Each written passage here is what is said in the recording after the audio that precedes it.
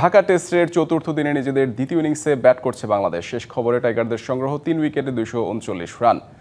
চতুর্থ দিনে আয়ারল্যান্ডকে বিশাল টার্গেট দেওয়ার পথে বাংলাদেশ, তবে দ্রুত ২ উইকেট হারিয়েছে টাইগাররা।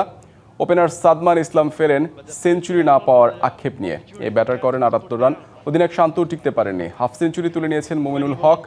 আয়ারল্যান্ডকে ফলো অন না করিয়ে দ্বিতীয় ইনিংসে ব্যাট করতে নামে বাংলাদেশ। ওপেনার মাহমুদুল হাসান জয় আউট হয়েছেন ৬০ করে।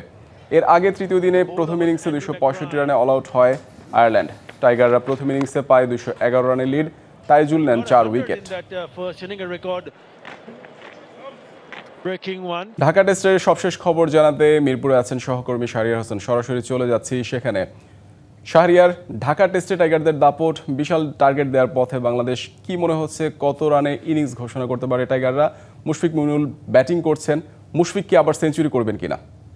মুশফিকের সেঞ্চুরির ব্যাপারটা যদি বলেন, মুশফিকের সেঞ্চুরির সময় পর্যন্ত হয়তো বা বাংলাদেশ অপেক্ষা নাও করতে পারে। আবার যদি রেকর্ডের কথা চিন্তা করে তাহলে সেটা করতেও পারে, বলা যাচ্ছে না। তবে বাংলাদেশে আমার যেটা মনে হচ্ছে যে এখন হয়তো বা প্রথম সেশনটা খেলবে। প্রথম সেশনে যেহেতু আর হয়তো বা ২০ মিনিট ২৫ মিনিটের মতো খেলা আছে, বাংলাদেশ প্রথম সেশনটা খেলবে। সেক্ষেত্রে টার্গেটটা যখন ৫০০ বা তার কাছাকাছি এরকম হয়ে যাবে। All time Roma. Taste it, love it. তখন কিন্তু বাংলাদেশ হয়তো বা তাদের ইনিংসটা ঘোষণা করতে পারে, কারণ বাংলাদেশ হয়তো বা আরো একটু আগে ইনিংস ঘোষণা করতে পারতো। দেখা যাচ্ছে যে 450 বা 400-র পরেই ইনিংস ঘোষণা করতে পারতো। সেই ক্ষেত্রে যে বাংলাদেশ ম্যাচটা হারতো, ব্যাপারটা এমনটা না।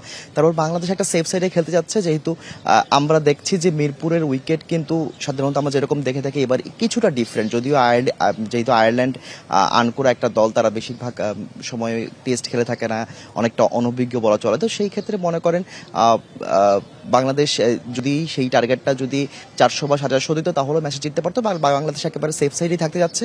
এবং আজকে যেহেতু চতুর্থ দিন, আজকে কিন্তু আসলে যখন টেস্ট ফরম্যাটে যখন খেলা হয়, আপনি দেখেন যে কোনো মুহূর্তেই মানে যে কোনো ব্যাটিং প্যারাডাইসে খেলা হলেও কিন্তু সাধারণত চতুর্থ দিন এবং পঞ্চম দিন উইকেটটা কিন্তু চেঞ্জ হয়ে থাকে। তো সেই ক্ষেত্রে বলা যাচ্ছে যে আজকে যদি দুটো সেশন আয়ারল্যান্ডকে ব্যাটিং করতে দেয় বাংলাদেশ, হয়তো বা আজকে অল আউট না হলেও কালকে প্রথম সেশনের মধ্যে বাংলাদেশকে আয়ারল্যান্ডকে হয়তো অল আউট করে দিতে পারবে। নাজিম, শাহরিয়ার, আপনাকে অসংখ্য ধন্যবাদ।